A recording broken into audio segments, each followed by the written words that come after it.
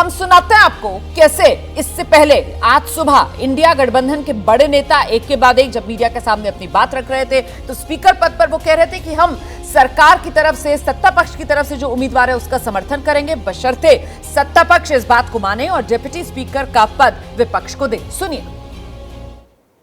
राजनाथ सिंह जी ने खारगे जी से कहा, देखिए आप हमारे स्पीकर को सपोर्ट कीजिए।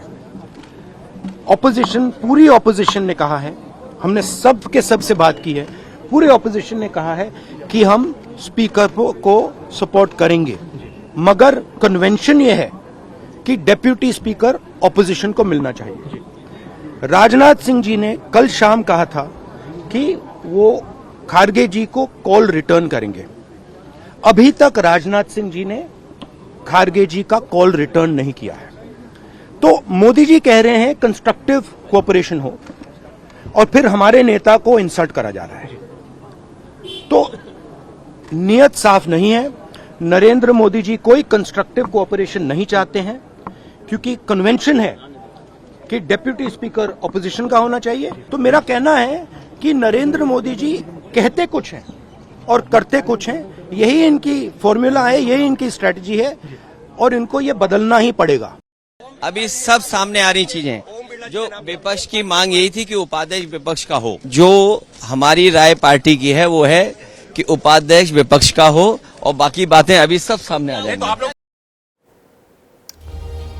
और अब तो तस्वीर साफ हो चुकी है और तस्वीर ये साफ हुई है कि डिप्टी स्पीकर पद को लेकर अश्योरेंस सत्ता पक्ष की तरफ से विपक्ष को नहीं मिला और इसी वजह से विपक्ष ने यह तय किया कि इस बार स्पीकर पद के लिए विपक्ष भी अपना उम्मीदवार उतारेगा। हम सीधे आपको लेकर चलते हैं, हमारे साथ हमारे सहयोगी अंकित गुप्ता इस वक्त मौजूद है। अंकित, हालांकि अगर नंबर के लिहाज से देखा जाए तो यहां पर कोई शक नहीं है कि सत्ता पक्ष की तरफ से जो उम्मीदवार मैदान में उतरेंगे, जाहिर सी बात है जीत उन्हीं को मिलेगी, लेकिन बावजूद इसके विपक्ष की तरफ से यहां पर अपना उम्मीदवार देना, तो ये तो कुल मिलाकर सहमति नहीं बन पा रही और इसके लिए सत्ता पक्ष जिम्मेदार है। सत्ता पक्ष को कटघरे में खड़ा करने के लिए विपक्षी रणनीति अपना रहा है।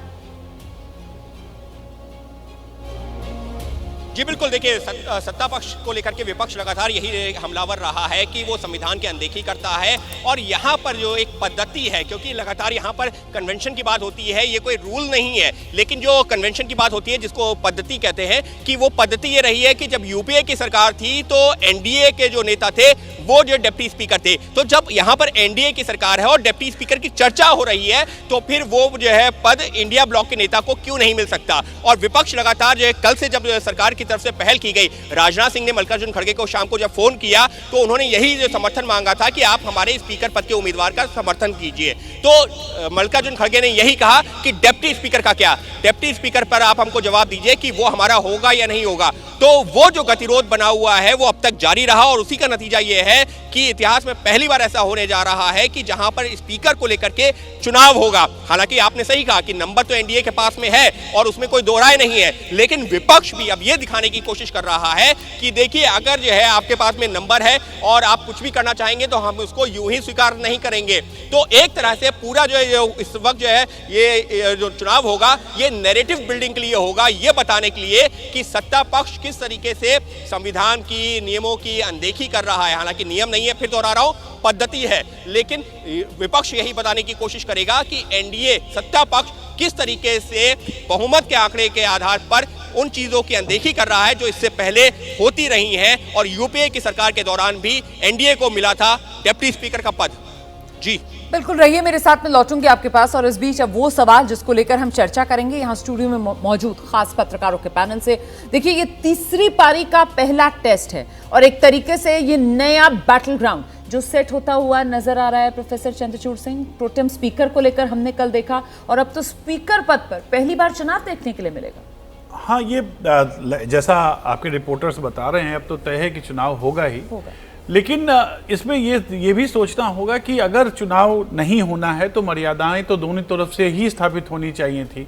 लेकिन आपने देखा कि पिछले 2 दिनों में जिस प्रकार से तनातनी रही है, कल जब शपथ भी लिया जा रहा था तो शपथ लेते समय भी जिस प्रकार से शोरगुल हो रहा था या जिस प्रकार से छींटाकशी की जा रही थी, तो ये तो बिल्कुल स्पष्ट हो गया था कि इस बार भी खास करके इस पारी में वो जो माहौल जिसकी रचनात्मकता या क्रिएटिविटी या एक सौहार्दपूर्णता की बात की जाती है, वो शायद नहीं होने वाला है। और विपक्ष को भी ऐसा लग रहा है कि जैसे पता नहीं क्या खोया धन मिल गया है।